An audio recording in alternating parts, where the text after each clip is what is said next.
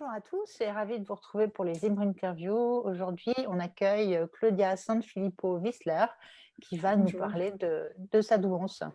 Bonjour Claudia. Bonjour Monique, merci pour cette invitation en tout cas. Et écoutez, moi c'est vrai que j'en parle déjà depuis un moment avec les conférences que j'ai faites sur la multipotentialité, hein, sur le multipotentialiste qu'on appelle aussi communément multipotentiel. Alors, moi, je l'ai appris il n'y a pas longtemps, hein, j'ai vécu quand même 45 ans sans le savoir, mais tout en le sachant en fait inconsciemment, et je pense qu'il a fallu une période de doute et de remise en question personnelle très forte pour qu'à un moment, j'aille dans le flux du hasard, mais il n'y a jamais de hasard, des coïncidences et des émergences, sur voilà, un documentaire qui parlait de la zébrologie, de la zébritude, et je me suis beaucoup reconnue et je me dis, et si j'étais au potentiel, ce que j'ai peut-être toujours su, parce que j'étais quand même brillante à l'école, très tôt, hein, j'ai su lire à 4 ans et demi, j'ai toujours été brillante, je faisais plein de choses à la fois très tôt, et voilà, et puis aussi une dimension spirituelle, comme je vous disais, qui m'est venue aussi très tôt, hein. C'est-à-dire que, par exemple, j'ai lu la Bible, j'avais 10 ans, j'en ai fait un poème euh, que j'ai retrouvé, voilà, entre le ciel et la terre. Je lisais les Reader's Digest de mon père. J'avais quoi, 12 13 ans. Et puis, c'est vrai que je me suis intéressée à la philosophie bouddhiste, donc j'ai dévoré une tonne quand même de, de livres sur la philosophie bouddhiste. J'ai fait partie de France Tibet, enfin, vous voyez. Donc voilà, et puis toujours ce besoin de faire mille et une choses. Et alors, autant quand on est jeune, c'est bien, autant quand on commence à prendre de l'âge et puis qu'on commence à faire des choses et qu'on nous demande d'être expert, finalement, je dis, mais moi, je ne suis pas expert. Et puis quand la vie nous met face à nous-mêmes et face à une espèce de déflagration en fait de la personnalité. Alors je suis astrologue aussi.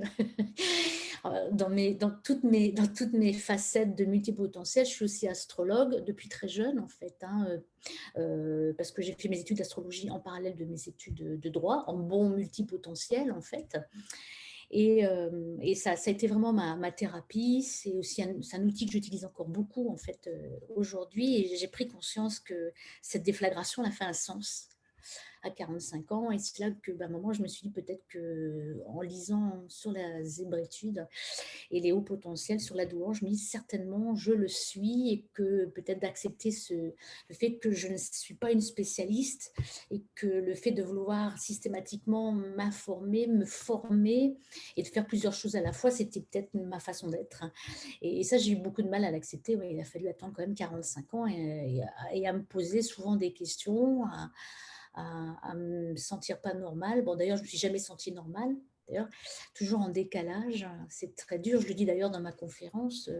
Je me suis toujours sentie en décalage face à un monde que je trouvais trop matériel, trop logique, euh, trop cartésien pour quelqu'un qui avait souvent la tête dans les étoiles, et qui savait que l'homme n'était pas simplement un cerveau gauche, hein, mais c'était voilà, quelque chose de beaucoup plus global et de beaucoup plus intuitif, et que ça. Et voilà, donc voilà, ça a été pour moi 45 années en fait à chercher qui j'étais à travers toutes les formations que j'ai pu faire. Ça m'a fait beaucoup de bien. Ça m'a permis aussi de le donner, hein, de le faire partager aux autres à travers mes coachings, mes formations, les thérapies, parce qu'en fait, comme en bon multipotentiel, je pense que j'ai une flopée de formations. Et ça continue, c'est-à-dire que c'est, comme je le dis, c'est vital. J'ai besoin de ça, et pour me connaître et pour comme faire avancer le monde, hein, voilà. Et qu'est-ce que vous avez ressenti en découvrant que vous étiez multipotentiel? Bah, écoutez, un soulagement, parce que je me trouvais pas du tout normale. Voilà, on me demandait à chaque fois de me spécialiser, de trouver une expertise, mais moi je me disais c'est pas possible. Et puis aussi cette boulimie de formation, et donc déjà de mettre un mot sur qui l'on est, ça fait du bien. En fait, vous voyez, on s'accepte davantage en fait, et on se dit bah, c'est ok. C'est comme ça, tu as besoin de ça, c'est OK. Et si on te dit qu'il faut que tu te spécialises, ben non, parce que toi, tu n'es pas comme ça. Et ça ne sert à rien de rentrer dans un moule, hein, d'ailleurs dans lequel je ne vais jamais rentrer, parce que c'est impossible en fait. C'est impossible pour nous en fait. Et donc ça m'a fait beaucoup de bien. Ça m'a fait beaucoup de bien, ça fait beaucoup de bien à ma confiance, parce qu'on est souvent des personnes qui doutons. Je suis quelqu'un d'hypersensible, hein, voire même ultra sensible, très empathe, hein. D'ailleurs, je pense que j'ai même ce don, hein, de clairvoyance, de clairaudience, qui s'est développé depuis ces dernières années. Donc, voilà. Et donc, déjà de mettre des mots là-dessus, ça m'a fait énormément de bien. Ça m'a, par rapport à mon estime et la confiance qui sont souvent très faibles, alors qu'on connaît plein de choses. Et c'est ce qui percute souvent les gens, mais avec tout ce que tu sais, avec comment peux-tu douter, avec tout ce que tu apportes aux gens, comment peux-tu douter en permanence? Eh bien, certainement parce que plus on sait, plus on a l'impression de ne pas savoir, certainement. Et que la connaissance, peut-être, elle se situe à un autre niveau. C'est peut-être ce que je suis en train de travailler aujourd'hui. Mais oui, ça m'a fait beaucoup de bien, énormément de bien. Ça m'a réconciliée avec moi-même, avec une partie, moi, qui a fait énormément de travail de développement personnel, dont le point de départ avec l'astro qui m'a beaucoup aidée, hein. Comme je vous le disais, j'ai commencé l'astrologie à 17 ans, en parallèle à mes cours de droit à la faculté. Donc, mais par correspondance, ça a été ma thérapie. Mais vous voyez, il me manquait un truc. Et le truc qui me manquait, c'est de mettre un mot sur ce que j'étais vraiment. Et ça m'a fait beaucoup de bien. Ouais. Ah ouais, ouais. Je doute moins, j'ai plus confiance en moi. Et puis, quelque part, j'ai envie aujourd'hui, à travers toutes les conférences prochainement la conférence atelier que je vais faire sur ce sujet, et ben aussi aider les autres personnes à mettre des mots sur ce qu'on cherche pendant des années, en fait. Et qu'est-ce que ça fait du bien à la confiance et à l'estime, hein, bien sûr. Et comment vous gérez ça, au quotidien? Écoutez, je le gère plutôt bien, hein, c'est-à-dire que je continue à être moi-même, c'est-à-dire, je continue à faire 1000 choses à la fois, à avoir 1000 idées, à la fois, à l'accepter, parce qu'à un moment je ne l'acceptais plus. C'est-à-dire qu'à un moment, je dis: «Mais je pense parler de je pensais que c'était de la dispersion, en fait, mais et voilà, tu es dispersé, tu fais n'importe quoi». Alors en plus, vous savez, moi, j'ai un mari qui est expert dans son domaine, donc aux antipodes de ce que je fais, donc lui, il ne me comprenait pas. Donc, et c'est aussi un moment, quand on arrive à mettre des mots là-dessus, c'est aussi le dire aux autres pour que les autres commencent aussi à nous accepter tel que l'on est et pas nous dire ce qu'il faut faire ou pas faire, ou qu'on est dispersé, qu'on est brouillon, qu'on fait un peu n'importe quoi. Et ça, c'est aussi d'être capable de le dire aussi à un moment, les autres de dire, ben voilà, je suis comme ça, et puis je peux pas être comme toi, je suis pas un expert, moi, je peux pas faire la même chose tout le temps, c'est pas possible, c'est impossible en fait, et voilà. Même si effectivement j'ai des domaines d'expertise comme l'astrologie, parce que ça fait plus de 30 ans que j'en fais, ou de l'accompagnement au changement, ou pas mal de choses que je fais depuis un certain temps, mais c'est pas possible en fait. Voilà. Donc écoutez, moi je le vis plutôt bien et je continue finalement à être multipotentielle, mais sans doute avec plus de confiance et puis avec une volonté aujourd'hui d'aider les autres à mettre des mots sur ce que l'on est. Et c'est important. C'est important. Et est-ce que cette douance, vous pose problème? Ou quel problème cette douance vous pose éventuellement? C'est d'être en permanence en décalage avec les autres, en fait. Et puis, comme je suis quelqu'un d'hypersensible, c'est d'être une éponge aussi, en fait. Ouais, et ça, j'apprends aussi à canaliser, en fait, tout ça. Et quand je suis en thérapie ou quand je fais du coaching, en 2 secondes, je ressens la personne. C'est très difficile. Ou c'est aussi ressentir, en fait, ce qui se passe aujourd'hui actuellement. Donc, moi, d'arriver à l'expliquer, mais aussi d'être parfois submergée par des choses voilà, très fortes. Et puis, c'est aussi d'avoir pris conscience que notre sensibilité, notre hypersensibilité, notre empathie et nos doutes, en fait, ont permis à ceux à des manipulateurs, à autres, systématiquement à nous rabaisser, en fait. Et voilà, hein, quand on brille trop, on rabaisse. Et c'est vrai que je me rends compte que souvent, je me disais, je dois avoir des problèmes dans les relations, alors que bon, je suis quelqu'un de sympa, je donne beaucoup. Et en fait, je dois donner beaucoup, mais en termes de recevoir, je n'ai pas beaucoup.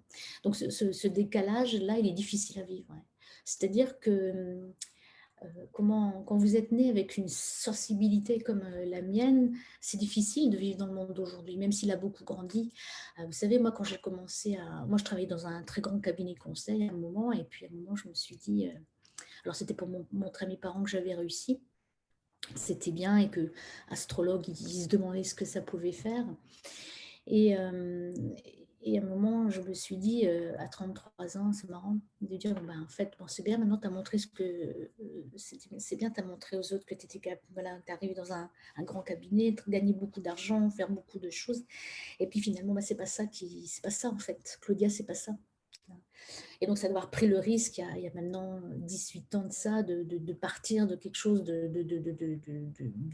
voilà, de concret pour certains, voilà, de chouette, etc. Et de construire en fait mon activité comme j'avais toujours besoin de le faire, et puis axée sur l'humain, sur une dimension holistique. Je suis l'une des premières à parler d'holistique en entreprise, de faire rire les entreprises, d'avoir subi par exemple comme réflexion style si j'avais pas fumé de la moquette. Et, et quand C'est important l'humour pour les zèbres, hein. ouais, voilà, voilà. Et moi, pour moi, c'était OK parce que là, je me suis dit, j'ai pas quitté en fait une grande entreprise où voilà, je gagnais beaucoup d'argent, où j'avais voilà, des bons clients, etc. pour faire du loi de consulting, mais c'était pour faire du Claudia.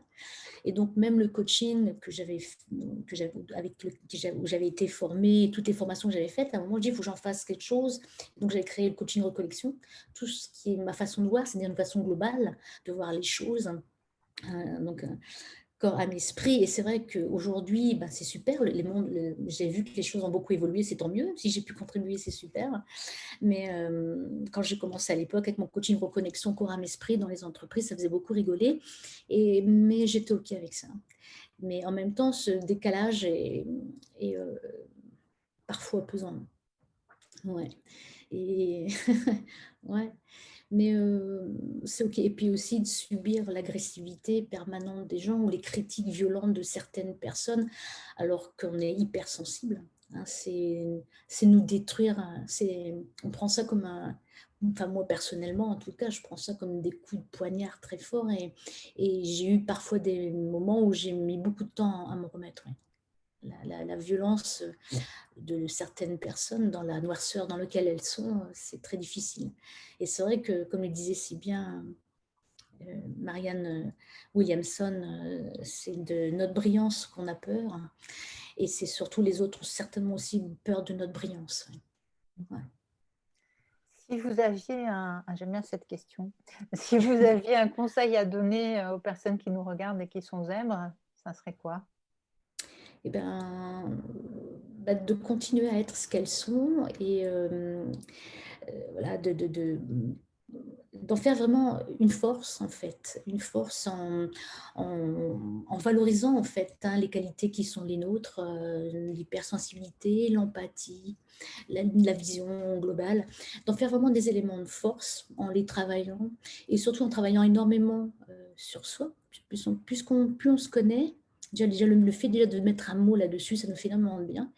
Et plus on continue à faire un travail sur soi, plus on apprend à se connaître, et plus effectivement il y a une sagesse, hein, une paix intérieure qui se crée en nous, et on devient beaucoup plus fort, hein. On devient beaucoup plus fort et on devient beaucoup plus, comment dirais-je, ouais, on devient nous-mêmes, et puis voilà, ça nous rend plus fort pour voilà, amorcer le quotidien. Donc, faut pas hésiter à travailler sur soi, sur ses parts d'ombre, sur ce qui, on a l'impression, par exemple, sur notre hypersensibilité, d'en faire une force, même si aujourd'hui, ça commence à être considéré comme un élément